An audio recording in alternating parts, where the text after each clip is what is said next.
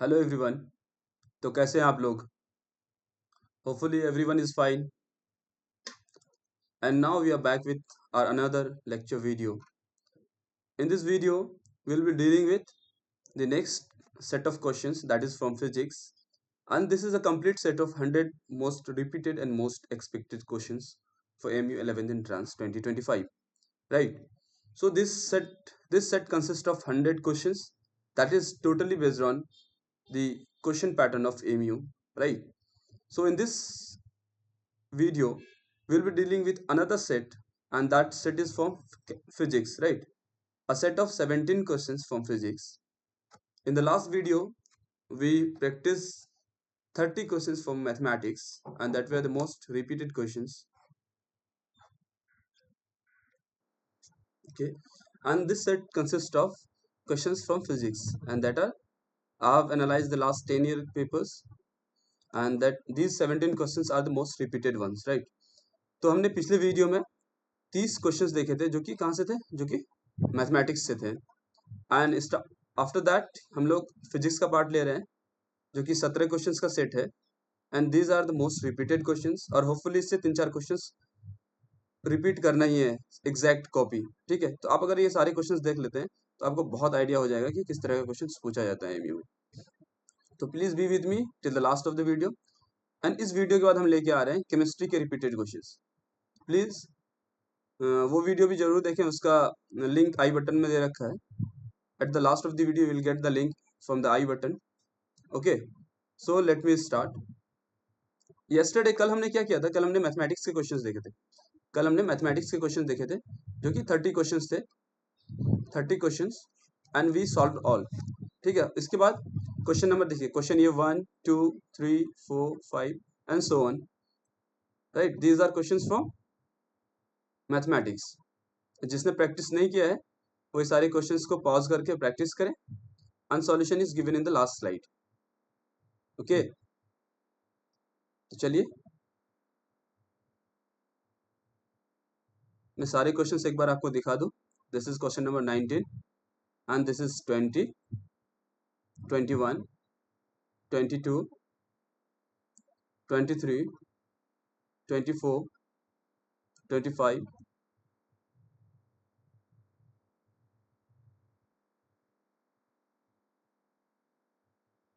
and this is the last question. Okay, and after that हम क्या कर रहे हैं? हम फिजिक्स के क्वेश्चंस लेके आ रहे हैं। these are the most repeated questions.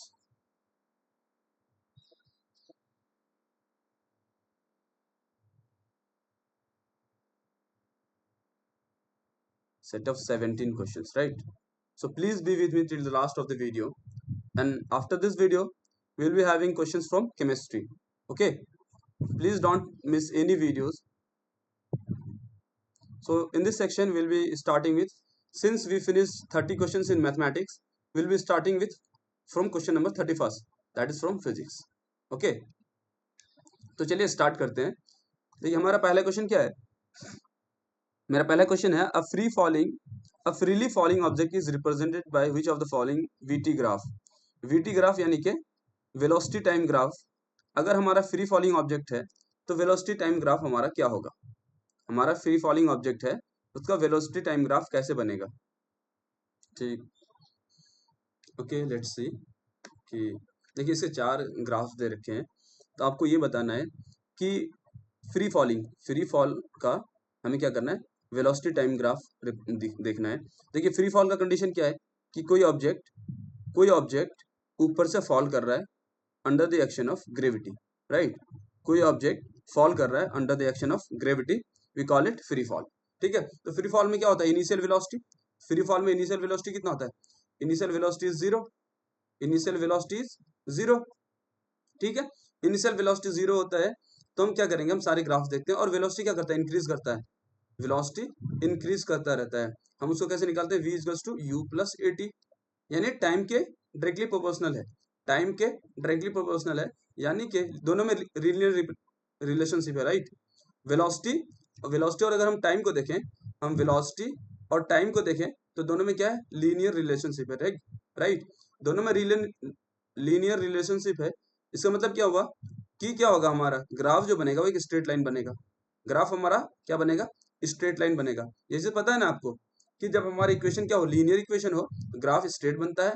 और अगर क्वाड्रेटिक हो, क्वाड्रेटिक हमारा क्या हो, इक्वेशन क्वाड्रेटिक हो, तो उसमें क्या बनेगा, हमारा पैराबोलिक बनेगा, राइट। सॉरी जब हमारा क्या हो, ग्राफ इक्वेशन हमारा क्वाड्रेटिक हो तो क्या बनेगा, एक कर्व बनेगा। लेकिन हमारा क्या है, लीनियर रिलेशनशिप है। लीनियर रिलेशनशिप होने की वजह से हमारा क्या बनेगा, एक स्ट्रेट लाइन बनेगा। अब देखते हैं वो स्ट्रेट लाइन कौन सा होगा। हमने पहले क्या देखा, इनिशियल वेलोसिटी जीरो है। इनिशियल वेलोसिटी जीरो है, तो हम देखते हैं इनिशियल वेलोसिटी जीरो किसमें, ऑप्शन नंबर बी तो पहले कैंसिल हो गया। ऑप्शन नंबर बी कैंसिल क्यों हुआ, ऑप्शन नंबर बी कैंसिल इसलिए हुआ क्योंकि उसमें क्या है, उसमें इनिशियल वेलोसिटी जीरो नहीं है। हमारा कंडीशन ही है, फ्री फॉल में इनिशियल वेलोसिटी जीरो होता है, पहला कंडीशन। और question number option number D, इसमें भी इनिशियल वेलोसिटी कुछ दे रखी है, इसमें भी इनिशियल वेलोसिटी कुछ दे रखी है। ये दोनों ऑप्शन तो नेग्लेक्ट हो गए। अब हम बात करते हैं ए और सी की। देखो ऑप्शन ए भी क्या कर रहा है, नेग्लेक्ट जा रहा है। क्यों, क्योंकि ये देखो, ये विद इन अ सेकेंड, मतलब टाइम कांस्टेंट है इसमें और वेलोसिटी इनफाइनेटली इंक्रीज कर रहा है।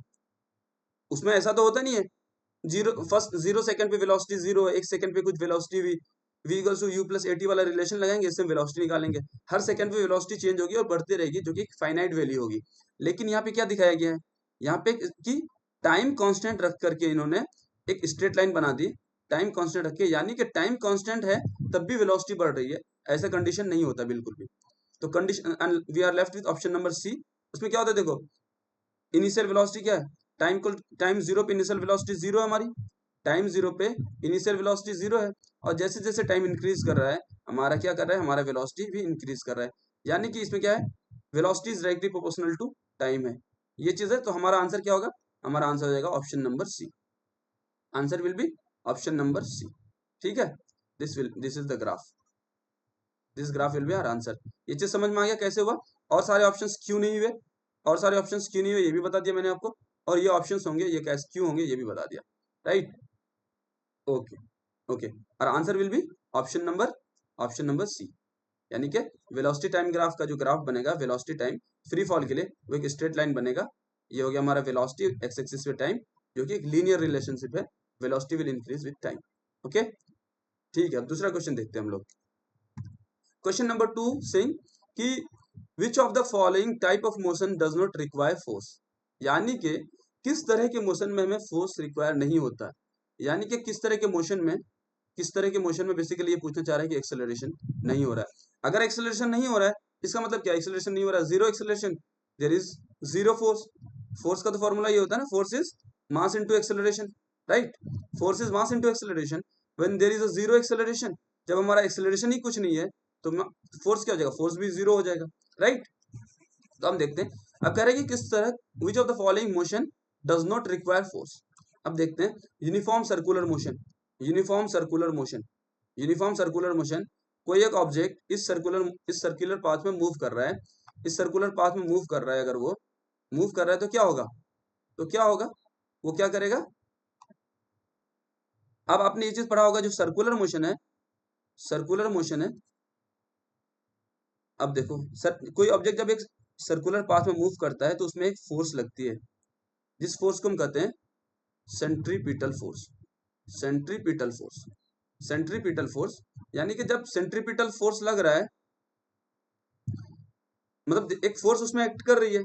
सेंट्रीपिटल फोर्स क्या होता है, टुवर्ड्स द सेंटर लगता है सेंट्रीपिटल फोर्स। सेंट्रीपिटल फोर्स, जब कोई ऑब्जेक्ट यहाँ पे मूव कर रही है सर्कुलर पाथ में, तो उस पर एक फोर्स लगता है, उस फोर्स को हम कहते हैं सेंट्रीपिटल फोर्स। यानी कि जब यूनिफॉर्म सर्कुलर मोशन में भी फोर्स लगता है ऑब्जेक्ट पे, वो फोर्स हमारा क्या होता है, सेंट्रीपिटल फोर्स। अब जब फोर्स लग रहा है तो, फोर्स लग रहा है तो क्या होगा, हमसे कह रहा है कि किस मोशन में फोर्स नहीं लगा, ये तो ऑप्शन हमारा कट हो गया। अब देखते हैं motion in electrical path, elliptical path, एक हमारा इलिप्टिकल पाथ है, इसमें भी मोशन जो होता है, इसमें भी इसी तरह का एक फोर्स लगता है, वो भी सेंट्रीपिटल फोर्स होता है, ताकि ऑब्जेक्ट को टुवर्ड्स द सेंटर या towards the focus of the ellipse bind करके रखता है, राइट। अब कोई ऑब्जेक्ट है मान लो, या फिर जो हमारा अर्थ है वो, ये हमारा सन मान लो, ये this is sun, this is sun, और ये हमारा अर्थ है, this is sun and this is earth. ये जो इस इलिप्टिकल पाथ में मूव करता है, ये जो इस इलिप्टिकल पाथ में मूव करता है, जो हमारा अर्थ इस इलेक्ट्रिकल पाथ में मूव करता है सन के around, this is due to the gravitational attraction between this sun and our earth, between this sun and our earth. यानी कि जो अर्थ और सन के बीच भी एक फोर्स लग रहा है, वो कौन सा फोर्स है? वो ग्रेविटेशनल फोर्स है। यानी इस केस में भी हम ये कह सकते हैं कि इस केस में भी फोर्स लग रहा है, इस केस में भी फोर्स लग रहा है, यहाँ पे भी फोर्स लग रहा था, इस केस में भी फोर्स लग रहा था। अब बात करते हैं प्रोजेक्टाइल मोशन की। अब हम बात करते हैं प्रोजेक्टाइल मोशन की। जब हम बात करते हैं प्रोजेक्टाइल मोशन की, ये प्रोजेक्टाइल मोशन जो होता है ये भी अगेंस्ट ग्रेविटी काम करती है, ये भी अगेंस्ट ग्रेविटी काम करती है। यानी कि मैं ये बता दूं आपको कि प्रोजेक्टाइल जो मोशन होता है, अगर उसमें जो वेलोसिटी होती है, इसमें जो वेलोसिटी होती है, velocity changes along Y direction, Y direction के अलोंग वेलोसिटी चेंज करती है।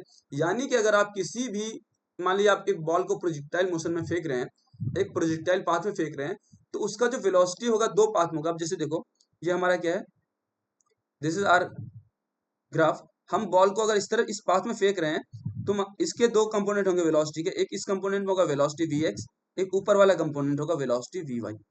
दोनों वेलोसिटी मिल करके एक वेलोसिटी बनेगी, दोनों का रिजल्टेंट मिलकर एक वेलोसिटी बनेगा, जो कि बॉल उस वेलोसिटी से मूव कर रही होगी। तो ये जो वेलोसिटी vx होता है ये चेंज नहीं होता, ये velocity vx along x direction जो वेलोसिटी होती है वो चेंज नहीं होता। यानी कि इसमें तो कोई फोर्स नहीं लग रहा है, लेकिन वेलोसिटी vy जो y डायरेक्शन में वेलोसिटी है, जो y डायरेक्शन में वेलोसिटी है, उसमें फोर्स लग रहा है, that is gravitational force, that is attraction of earth, right, that is attraction of earth. फिर हम इस केस में भी हम ये कह सकते हैं कि इस केस में भी एक फोर्स काम कर रही है, that is gravitational force, right. तो इस केस में भी फोर्स का रोल प्ले होता है, इसलिए ये भी हमारा आंसर नहीं होगा। अब देखते हैं uniform linear motion. Uniform linear motion यानी कि एक बॉडी मूव कर रही है, लीनियरली मूव कर रही है, उसकी वेलोसिटी ना ही इंक्रीज हो रही है ना ही डिक्रीज हो रही है। एक ऑब्जेक्ट है जो इंक्रीज कर रही है और उसकी वेलोसिटी नहीं इंक्रीज हो रही है नहीं डिक्रीज हो रही है, तो उस केस में क्या हम कह सकते हैं, उस केस में हमारा जो फोर्स लग रहा है वो फोर्स नहीं लग रहा है, फोर्स नहीं लग रहा है। क्यों? आपने पढ़ा होगा, आपने पढ़ा ये होगा, न्यूटन लॉ, फर्स्ट लॉ से, न्यूटन के लॉज ऑफ मोशन के फर्स्ट लॉ से ये पढ़ा होगा कि an object when it is in rest tries to be in rest, और जब मूव करता है तो चाहता है कि मूव करते रहे, until and unless there is a force acting on it. जब तक उसमें बाहर से कोई फोर्स न लगाए, वो अपना स्टेट ऑफ मोशन और स्टेट ऑफ रेस्ट कंटिन्यू रखना चाहता है। यानी कि यूनिफॉर्म लीनियर मोशन जब कर रहा है, इस पे कोई एक्सटर्नल फोर्स नहीं लग रही है, तो हमारा आंसर क्या हो जाएगा? हमारा आंसर हो जाएगा ऑप्शन नंबर डी। हमारा आंसर हो जाएगा option number D, that is uniform linear motion. ठीक है, ओके, हमारा आंसर हो जाएगा option number D, uniform linear motion. Okay, let's start question number 33। क्या कह रहा है? A body of mass 100 gram, a body of mass, this question has been asked recently in 2024, पिछले साल ही पूछा गया 2024 में। a body of mass 100 gram attains a velocity of 20 metre per second in 1 second, यानी कि 0.1 सेकेंड में ये जो ऑब्जेक्ट है, एक बॉडी है, वो 20 मीटर पर सेकेंड का वेलोसिटी इंक्रीज करता है। 20 मीटर पर सेकेंड का वेलोसिटी जो इंक्रीज करता है, रीच करता है, ये 0.1 सेकेंड।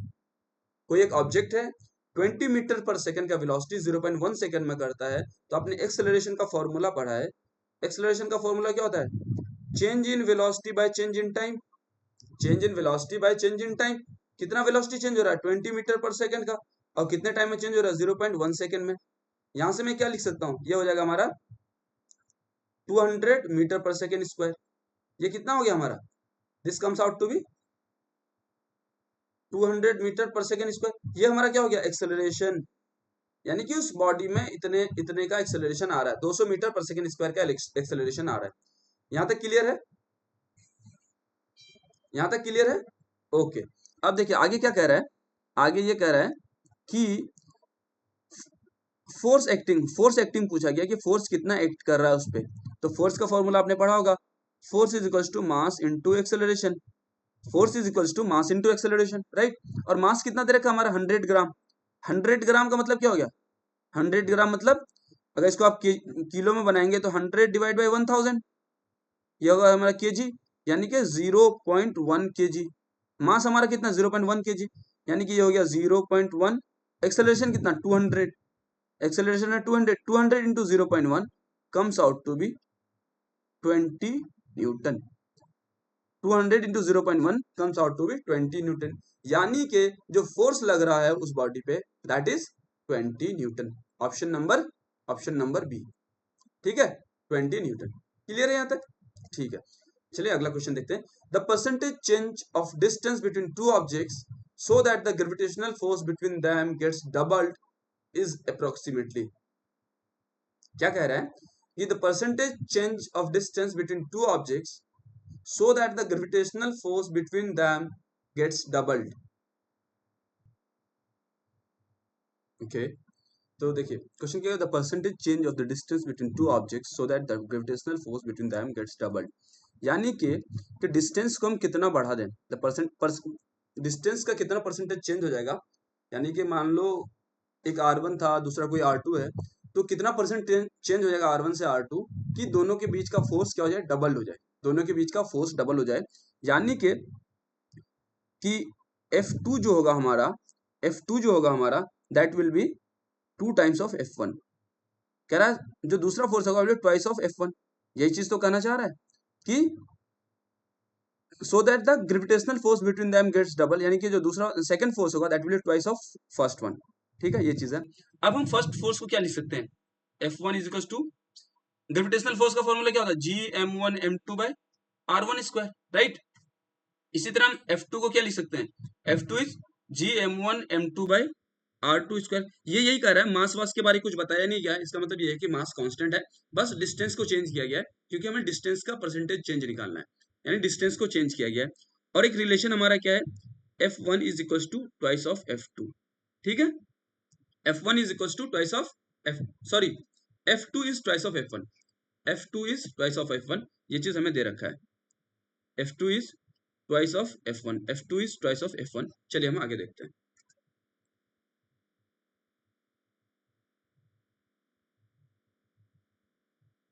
चलिए आगे देखते हैं, आगे क्या है हमारा, F2 is twice of F1, इस चीज को हम यूज करते हैं, that is our F2 is twice of F1। ठीक है, अब F2 का फॉर्मूला हमने क्या लिखा है, F2 is Gm1m2 by R2 square. ठीक है, Gm1m2 by R2 square is equal to 2 times F1। F1 का क्या फॉर्मूला है, Gm1m2 by R1 square, this is M2। Okay, Gm1m2 by R2 square, यहां से देखो ये चीज कट जाएगा पूरा, Gm1m2 ठीक है। यहां से मैं ये लिख सकता हूं कि यहां से मैं ये लिख सकता हूं कि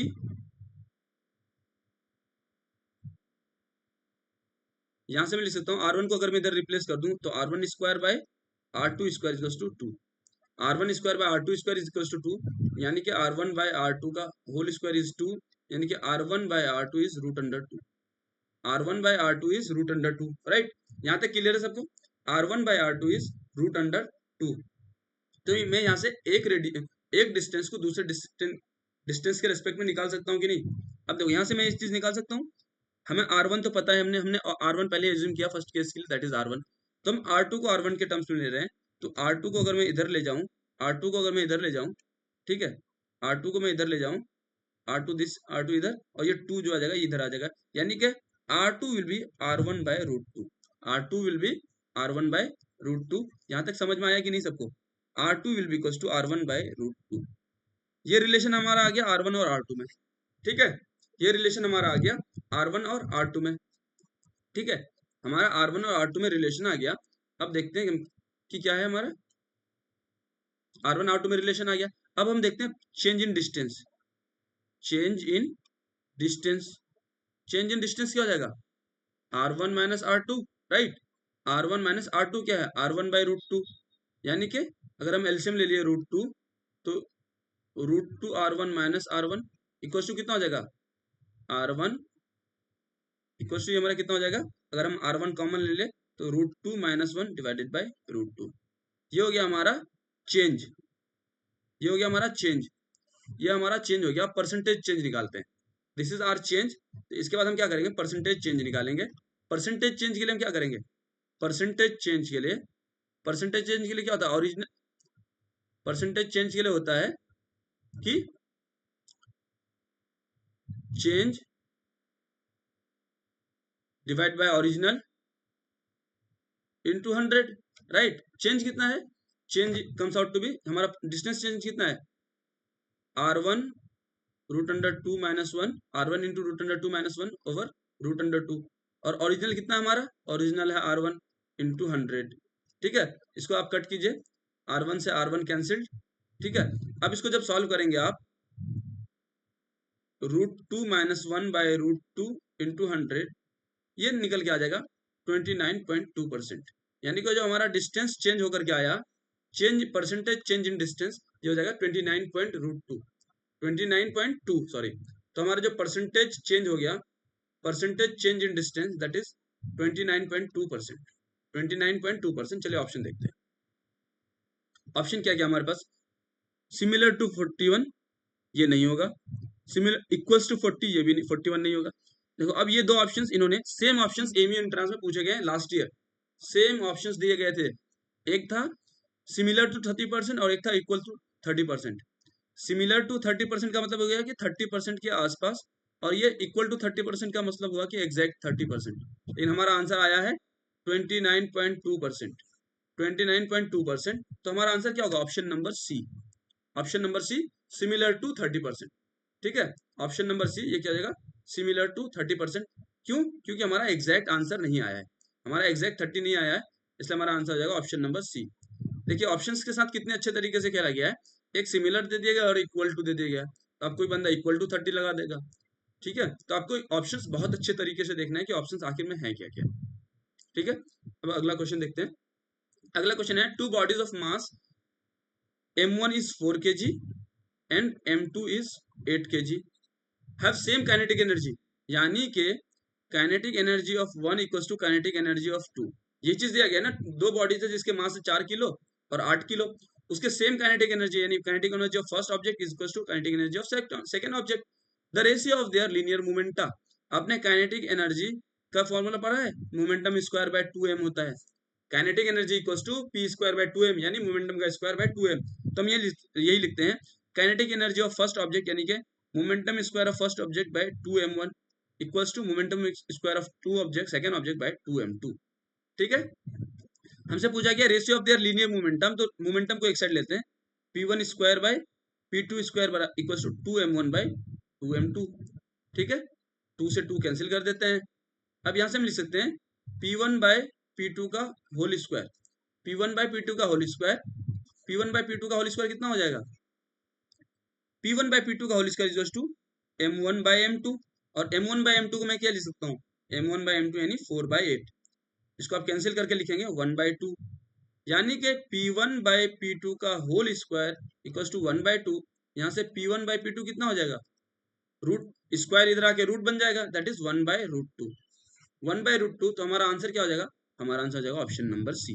क्लियर है यहाँ तक, p1 by p2 comes out to be 1 by √2। ये चीज समझ में आया। आपको फॉर्मूला याद रखना है, काइनेटिक एनर्जी का फॉर्मूला होता है momentum square bye, kinetic energy का फॉर्मूला होता है मोमेंटम स्क्वायर बाय 2m। ठीक है, okay, let's see another question. The mass of an object, sorry, the mass of an empty bucket of capacity 10 liters is 1 kg। mass of bucket दे रखा है हमें, mass of bucket equals to 1 kg, और उसमें क्या है, कुछ कुछ liquid है, कुछ लिक्विड है, कितना है वो 10 लीटर्स। 10 लीटर्स यानी कि 10 इंटू 10 की पावर -3, यानी कि 10 की पावर -2, 10 की पावर -2 kg। देखो 1 लीटर में 10 की पावर -3। देखो अब मैं इसको अगर आपको आपके लिए सिंपल करके बताऊं मैं, तो मास कितना था बकेट का, 1 kg था। बकेट का मास 1 kg था, और उसमें 10 लीटर लिक्विड भरे थे, उसमें 10 लीटर लिक्विड भरे थे, 10 लीटर, और 1 लीटर देखो 1000 लीटर बराबर होता है 1 metre cube. 1000 litre equal to 1 metre cube, तो 10 लीटर कितना हो जाएगा, 10 को मैं 1000 से डिवाइड दे दूं, ये हो जाएगा मीटर क्यूब, यानी कि 0.01 मीटर क्यूब। मैंने ये लिखा था पहले 10 की पावर -2, 10 की पावर -2 बराबर 0.01 मीटर क्यूब। इतना तो लिक्विड रखा है।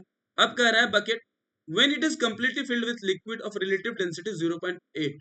रिलेटिव डेंसिटी का मतलब क्या होता है, रिलेटिव डेंसिटी बराबर होता है density of liquid by density of water. Relative density is equal to density of liquid by density of water, और रिलेटिव डेंसिटी हमें दे रखा है 0.8। डेंसिटी ऑफ लिक्विड हमें फाइंड करना है, डेंसिटी ऑफ वाटर क्या होगा, डेंसिटी ऑफ वाटर होता है 1000 kg पर मीटर क्यूब। यहां से हम निकाल सकते हैं density of liquid will be 0.8 into 1000. 0.8 into 1000 equals to 800 kg per metre cube. ये चीज क्लियर हुआ कि उस लिक्विड का डेंसिटी निकल के आया 800 kg per metre cube. 800 kg per metre cube उस लिक्विड का डेंसिटी निकल के आया है। उस लिक्विड का डेंसिटी निकल के आया है 800 kg पर मीटर क्यूब। ठीक है, अब हम बात करते हैं मास। आपने पढ़ा है, डेंसिटी पढ़ा है। डेंसिटी का फॉर्मूला होता है, डेंसिटी का फॉर्मूला होता है volume divide by mass. Mass by volume equals to density. यहां से हम क्या निकालेंगे, यहां से हम डेंसिटी तो हमें पता है, हम मास निकाल लेते हैं। मास मास बराबर क्या हो जाएगा, volume by density. Volume by density, ठीक है। मास बराबर मास बराबर वॉल्यूम इंटू डेंसिटी होता है। मास बराबर वॉल्यूम इंटू डेंसिटी होता है। एक मिनट, एक मिनट, देखिए हमने क्या पढ़ा है, हमें निकालना है मास। हमें निकालना था mass. Mass is volume into density. Mass is volume into density होता है, ठीक है। Mass is volume into density. हमें निकालना है मास, हमें वॉल्यूम पता है। वॉल्यूम कितना उस ऑब्जेक्ट का, 0.01 metre cube. Volume is 0.01 metre cube into density कितना दे रखा है, 800 kg per metre cube. 800 kg per metre cube यानी कि 800 kg पर मीटर क्यूब। अब देखिए मीटर क्यूब से मीटर क्यूब कैंसिल हो गया, हमारे पास यूनिट क्या बचा, हमारे पास यूनिट बचा केजी का। 800 into 0.01, 800 into 0.01 will be 800 into 0.01 will be 8 kg। 8 kg क्या हो गया, ये लिक्विड का मास हो गया। 8 kg हो गया हमारा लिक्विड का मास। तो कह रहा है the mass of bucket when it is filled with what, liquid. तो बकेट का तो मास 1 kg है ही, तो टोटल मास पूछा गया हमसे। टोटल मास कितना हो जाएगा, 1 किलो तो बकेट का वेट है और 8 किलो उसमें लिक्विड है, यानी कि 9 किलोग्राम उस टोटल वेट होगा। उस बकेट का वेट पानी वो लिक्विड भरने का टोटल कितना हो जाएगा, 9 किलोग्राम। सो हमारा आंसर क्या हो जाएगा, हमारा आंसर हो जाएगा option number B. Okay, let's see question number 37। In the following figures, the current through 6 ohm resistance. The current through 6 ohm resistance. देखिए एक बार हम क्या करते हैं, एक बार हम ये डायग्राम बनाते हैं।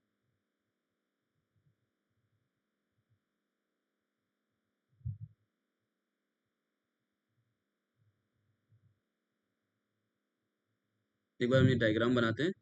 यहाँ से क्या कर रहा है, 6 एम्पियर करंट जा रहा है। यहाँ से 6 एम्पियर करंट जा रहा है। This is C, this is A, this is 6 ohm. देखिए जब इसे हम कहते हैं व्हीटस्टोन ब्रिज, ये जो बनता है इसे हम कहते हैं व्हीटस्टोन ब्रिज। व्हीटस्टोन ब्रिज का कंडीशन में अगर इसका और इसका रेशियो और इसका और इसका रेशियो बराबर आ जाए, इसका और इसका रेशियो यानी कि 8/4 का रेशियो, 8 और 4 का रेशियो, और इसके साथ अगला कंडीशन है 20 और 10 का रेशियो अगर बराबर आ जाए, उस कंडीशन में हम कहते हैं this is balanced Wheatstone bridge. This is balanced Wheatstone bridge. यानी कि अब इस केस में क्या होगा कि अब देखिए हम इसका रेशियो निकालते हैं 8/4। 8/4 का अगर हम रेशियो निकालेंगे दैट इज 2 आ गया। अब हम इसका निकालते हैं 20 और 10 का रेशियो, 20/10 दैट इज 2 आ गया। यानी दोनों का रेशियो सेम आ रहा है। इससे हम ये कह सकते हैं कि this is a condition of balanced Wheatstone bridge. और जब बैलेंस्ड व्हीटस्टोन ब्रिज का कंडीशन आता है तो ये जो आपको रेजिस्टेंस दिख रहा है बीच में, ये जो बीच वाला रेजिस्टेंस दिख रहा है आपको, दिस रेजिस्टेंस, ये रेजिस्टेंस क्या है, इससे करंट पास नहीं करता। बैलेंस व्हीटस्टोन ब्रिज के केस में सॉरी, बैलेंस व्हीटस्टोन ब्रिज के केस में ये जो रेजिस्टेंस दिख रहा है आपको 6 ओम वाला, बी और डी जिससे कनेक्टेड है, बी और डी से जो कनेक्टेड है उससे करंट पास नहीं करता। क्यों, क्योंकि एक बैलेंस व्हीटस्टोन ब्रिज का कंडीशन यही है कि जब R1/R2, यानी कि अगर मैं इसको R1 बोल दूं, इसको R2 बोल दूं, इसको R3 बोल दूं और इसको R4 बोल दूं, यानी कि R1/R2 इक्वल्स टू R3/R4, जब ये कंडीशन आ गया तो ये हो जाता हमारा balanced Wheatstone bridge. Balanced Wheatstone bridge, इसको हम कहते हैं बैलेंस व्हीटस्टोन ब्रिज। जब ये कंडीशन आ गया, व्हीटस्टोन ब्रिज बैलेंस्ड हो गया, उस कंडीशन में इससे ये जो 6 ओम रेजिस्टेंस है बीच में जो लगी है बी और डी, इससे करंट पास नहीं करता है। This is the condition of Wheatstone bridge. इसलिए बी और डी से 6 ओम रेजिस्टेंस से जो करंट पास करेगा दैट विल बी 0। तो आंसर हमारा क्या हो जाएगा, आंसर हमारा हो जाएगा 0। Option number B. क्लियर है, okay, let's see. A ray light travels from medium A to medium B is shown in the figure. A ray of light travels from medium A to medium B is shown in the figure. अब देखिए, अब visible होगा बहुत अच्छे से. The refractive index of medium A, this is medium A, right? The refractive index of medium A with respect to medium B. Medium ए का refractive index कितना है, मीडियम बी के कंपैरिजन में कितना है. अब देखिए, मैंने आपको ये चीज पढ़ाया है बहुत अच्छे से. व्हेन दिस लाइट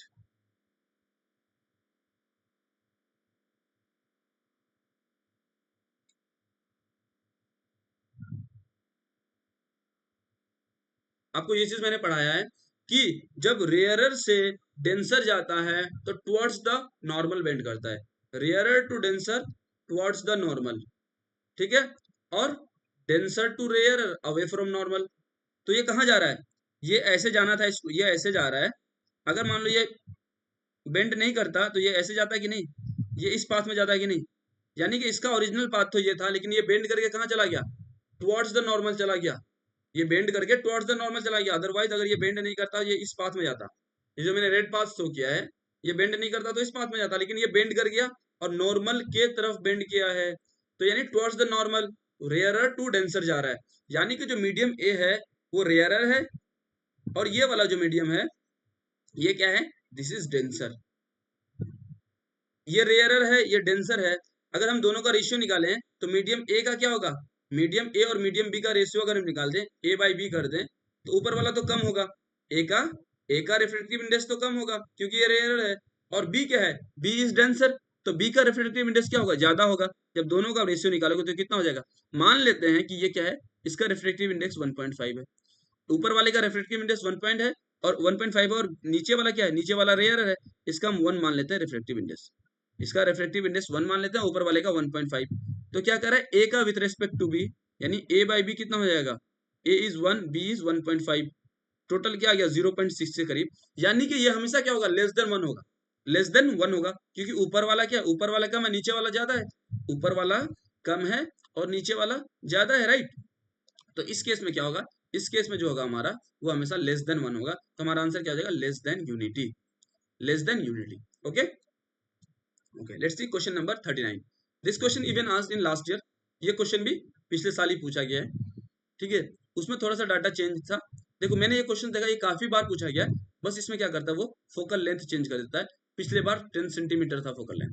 पिछले बार जो क्वेश्चन आया था उसमें पूछा गया था 10 सेंटीमीटर, और उससे एक साल पहले जो आया उसमें 100 सेंटीमीटर, फिर उससे पहले भी आया था उसमें 20 सेंटीमीटर शायद अप्रॉक्स था. ठीक है, बस फोकल लेंथ चेंज कर देता है. कह रहा है power of lens. Power of lens क्या होता है, मैंने आपको पहले ही बताया. पावर ऑफ लेंस आपको होपफुली पता होगा. पावर ऑफ लेंस का जो फॉर्मूला होता है 1 bye focal length, 1 bye focal length, यही होता है पावर ऑफ लेंस का फॉर्मूला. अगर आपका फोकल लेंथ मीटर में है, और अदरवाइज पावर ऑफ लेंस का फॉर्मूला होता है, पावर ऑफ लेंस का हम ये भी लिख सकते हैं, power of lens is 100 by focal length. जब आपका फोकल लेंथ सेंटीमीटर में हो, क्यों, जब फोकल लेंथ सेंटीमीटर में हो तो पावर ऑफ लेंस हो जाएगा 1 bye focal length, 100 by focal length. और जब फोकल लेंथ मीटर में हो तो पावर ऑफ लेंस हो जाएगा 1 बाय फोकल लेंथ. क्लियर है यहां तक. Okay okay okay. तो हम देखते हैं हमारा कितना, फोकल लेंथ इज 100 सेंटीमीटर, और फोकल लेंथ इज 100 सेंटीमीटर. हमें पावर निकालना है. पावर मैंने बताया कि 100 बाय फोकल लेंथ होता है, 100 बाय फोकल लेंथ, जब फोकल लेंथ हमारा सेंटीमीटर में हो, यानी कि 100 by 100, that comes out to be power. Power कितना आ गया हमारा, 1 डायोप्टर.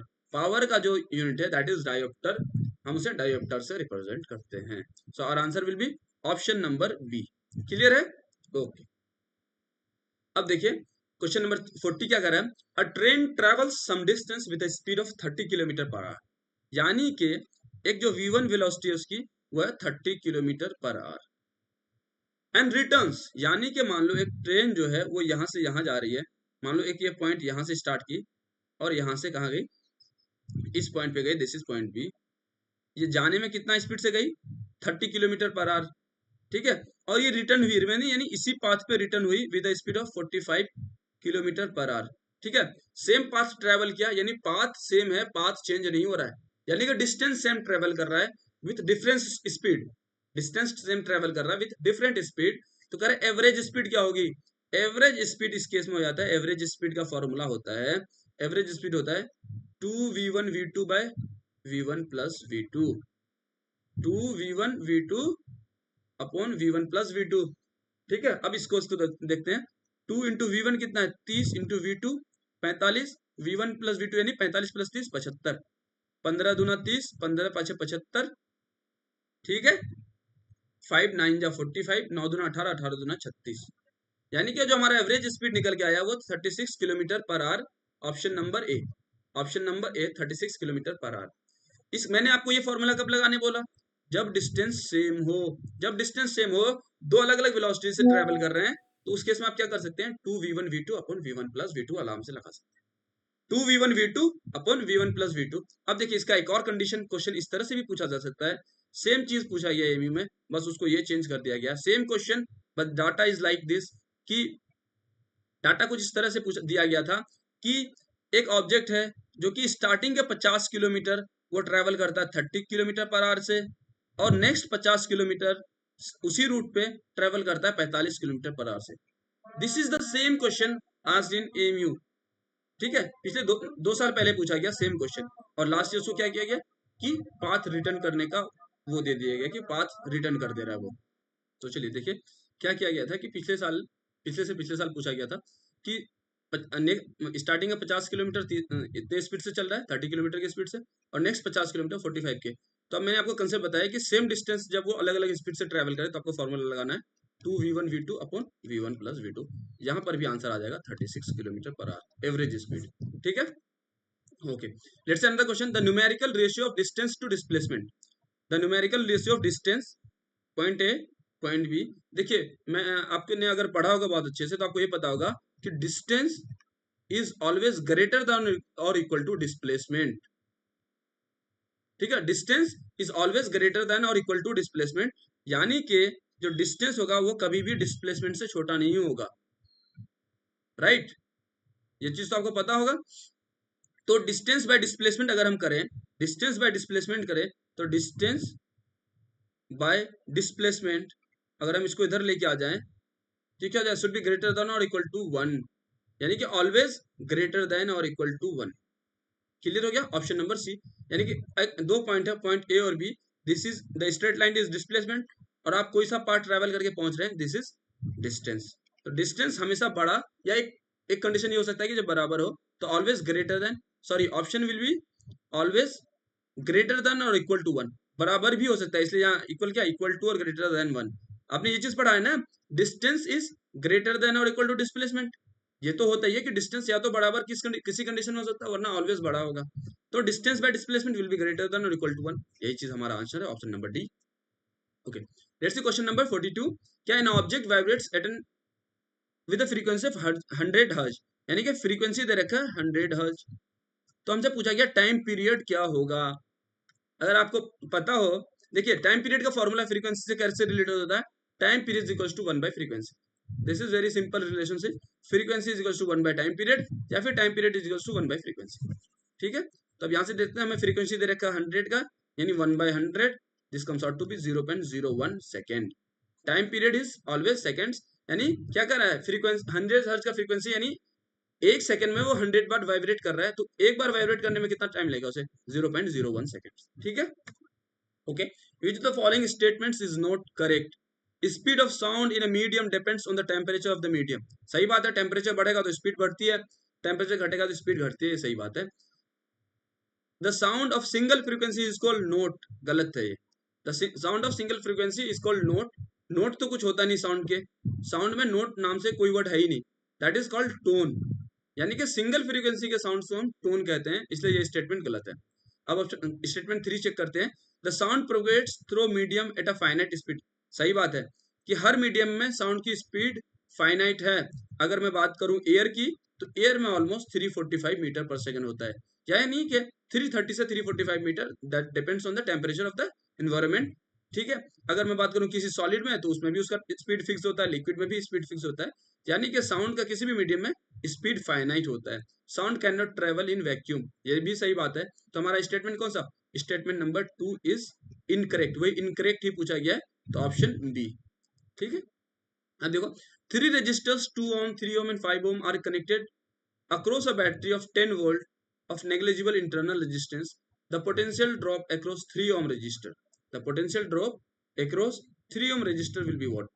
ठीक है, तो देखिए हमें पता है, हमें ये पता है कि जब रेजिस्टेंस पैरेलल हो तो उसका फॉर्मूला क्या होता है, 1 बाय, अगर हम आर इक्विवेलेंट निकाल दें तो होता है 1/R1 plus 1/R2 plus 1/R3, यही होता है ना पैरेलल के कंडीशन में। तो हम लिखते हैं 1/2 प्लस 1/3 प्लस 1/5, एलसीएम कितना हो जाएगा इसका 15, सॉरी एलसीएम हो जाएगा इसका 30, एलसीएम कितना हो जाएगा, एलसीएम विल बी 30, 30, तो 2 15, 15 times plus 10 times plus 6 times, total मिला कितना हो गया 15 और 10 25, 25 और 6 30, 1/30 इज द 1/R इक्विवेलेंट। यहाँ से R इक्विवेलेंट कितना हो जाएगा, R equivalent will be 30/31, R equivalent will be 30/31। यहाँ तक क्लियर है।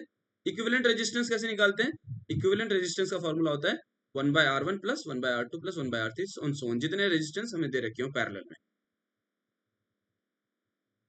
ठीक है, देखिए अब हमें दे रखा है टोटल वोल्टेज दे रखा है 10 वोल्ट, तो अभी हम क्या करेंगे, हम यहाँ से करंट निकालेंगे, वोल्टेज निकालेंगे, लेकिन आपके लेवल पे इतना बड़ा क्वेश्चन नहीं बनाया इन्होंने, आपके लेवल पे इतना बड़ा क्वेश्चन नहीं बनाया, इसलिए आपको इतना करने की बिल्कुल भी जरूरत नहीं है। देखिए अब आगे हम क्या करते हैं, आगे हम क्या करते हैं, क्या क्वेश्चन दे रखा था, तीन रेजिस्टेंस हैं, तीन रेजिस्टेंस हैं जो कि पैरेलली कनेक्टेड है, पैरेलली कनेक्टेड तो ऐसे ही होंगे ना, पैरेलली कनेक्ट हो गई है across a volt of, across a battery of 10 volt, ठीक है, एक 10 वोल्ट बैटरी से ये लोग पैरेलली कनेक्टेड हैं, दिस इज 10 वोल्ट। तो जब रेजिस्टेंस पैरेलल होते हैं तो वोल्टेज सब में सेम होता है, क्योंकि ये भी 10 वोल्ट से कनेक्टेड है, ये भी 10 वोल्ट से कनेक्टेड है और ये भी 10 वोल्ट से कनेक्टेड है, तो 2 3 एंड 5, 2 3 एंड 5 ओम का रेजिस्टेंस है ये सब। कह रहा है कि 3 ओम वाले रेजिस्टेंस में कितना वोल्टेज होगा, तो आपको ये सब करने की बिल्कुल भी जरूरत नहीं है, आप सीधा देखिए कि जब रेजिस्टेंस पैरेलल होते हैं तो सबके अक्रॉस वोल्टेज सेम होता है, and that voltage is 10 ohm, यानी 10 वोल्ट, तो हमारा आंसर क्या हो जाएगा, option number D, that is 10 volt.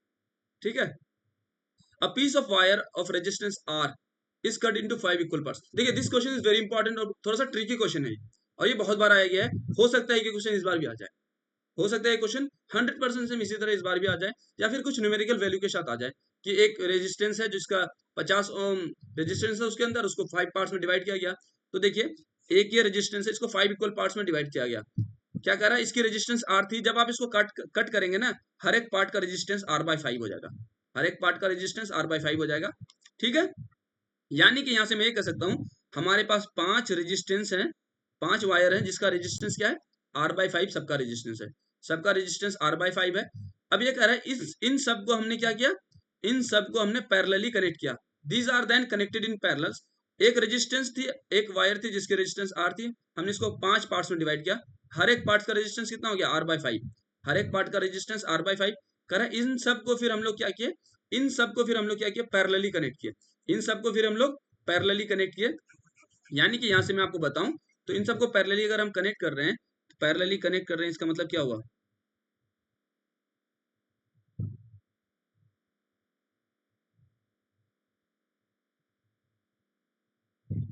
सब क्या है R/5 है, सबकी रेजिस्टेंस, सबकी resistance R/5 R/5 R/5 and R/5।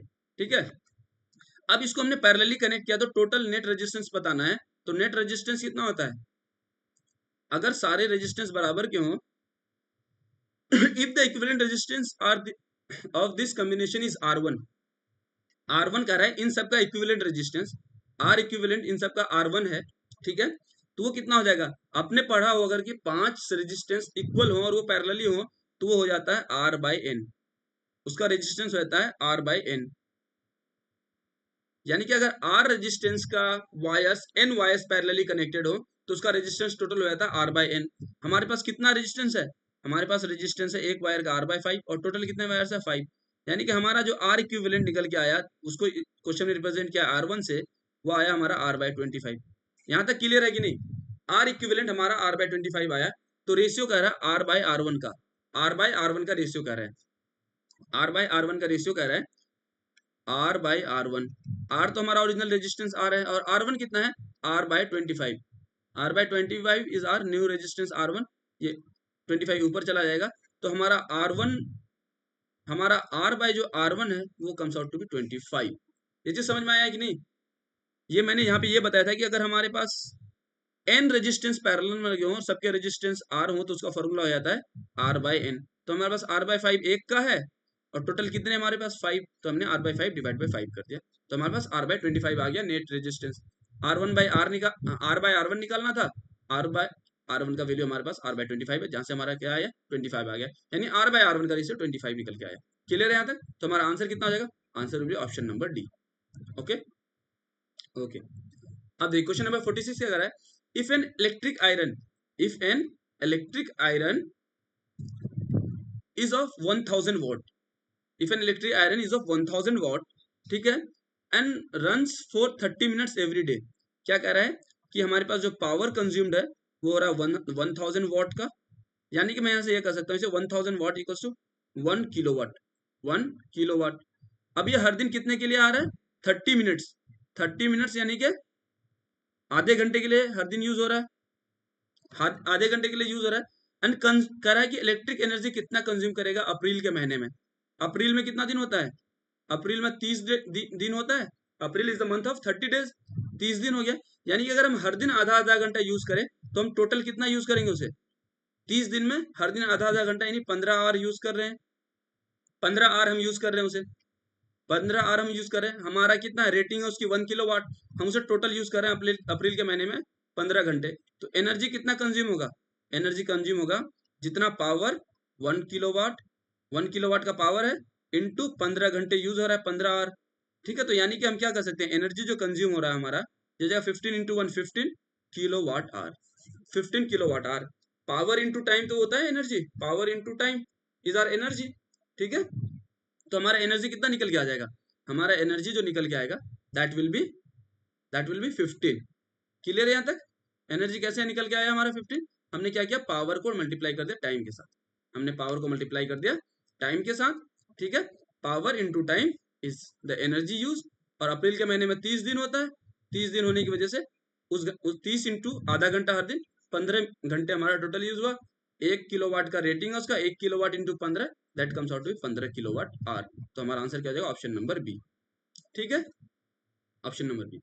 And see question, last question, that is question number 47. 3 resistors of 8 ohm are connected to a triangle. एक कोई triangle है, एक कोई ट्रायंगल है, कह रहा है कि 8 ओम रजिस्टर्स इसके ट्रायंगल के साइड्स में लगे हैं, 8 ओम 3 रजिस्टर्स इसके ट्रायंगल के साइड में लगे हैं। The resistance between any two terminal, कह रहा है किसी भी दो टर्मिनल के बीच में रजिस्टेंस कितना होगा। मैं वो टर्मिनल मान लेता हूं कि ये एक टर्मिनल है, ये और एक ये टर्मिनल है, इसके बीच में आर इक्विवेलेंट निकालना है हमें, आर इक्विवेलेंट निकालना है इसके बीच में। अब देखिए अगर मैं आपको पाथ बताऊं तो अगर यहां से आप निकालें तो यहां से करंट डिवाइड हो रहा है दो पार्ट में, ये इतना आ गया, यानी कि जो मैंने आपको एरो से रिप्रेजेंट किया ये दोनों सीरीज में है, इन दोनों का नेट कितना हो जाएगा? इसको मैं अगर फिर से एक डायग्राम बनाऊं तो ये ऐसे कुछ बनेगा,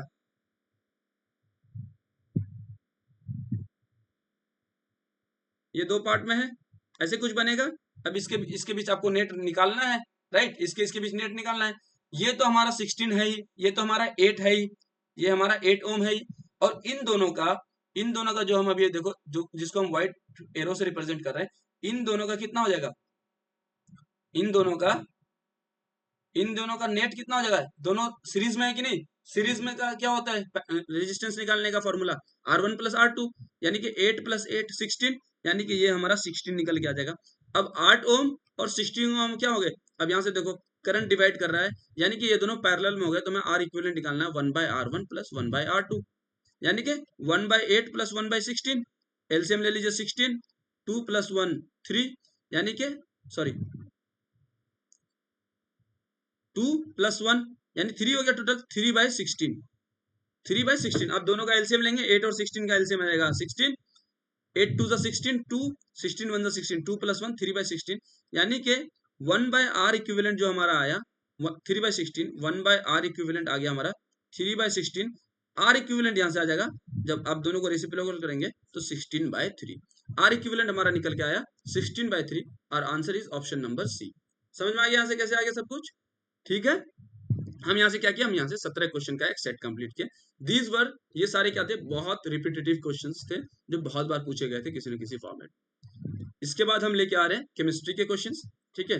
तो केमिस्ट्री के क्वेश्चंस भी आप देखें, अभी जस्ट इसके बाद केमिस्ट्री के क्वेश्चंस अपलोड कर दिए जाएंगे, तो इसको आप जरूर देखें अच्छे से, और एक बार खुद से प्रैक्टिस भी कर लें कि आपसे सॉल्व हो रहा है कि नहीं। Okay, and thank you everyone, thank you for being with me till the last. Okay, so here is a quote: success is not final, failure is not fatal, it is the courage to continue that counts, right? It is the courage that it is the courage to continue that counts. Okay, thank you everyone, thank you very much for being with me. Okay, after this we'll be uploading uh, another set of 16 questions from chemistry, and that those two will be the most repetitive and most frequently asked in Aligarh Muslim University, and we may expect those type of question. Okay, thank you very much, thank you for being with me till the last. Thank you. Okay, see, success is not final, failure is not fatal, it is the courage to continue that counts. Thank you very much.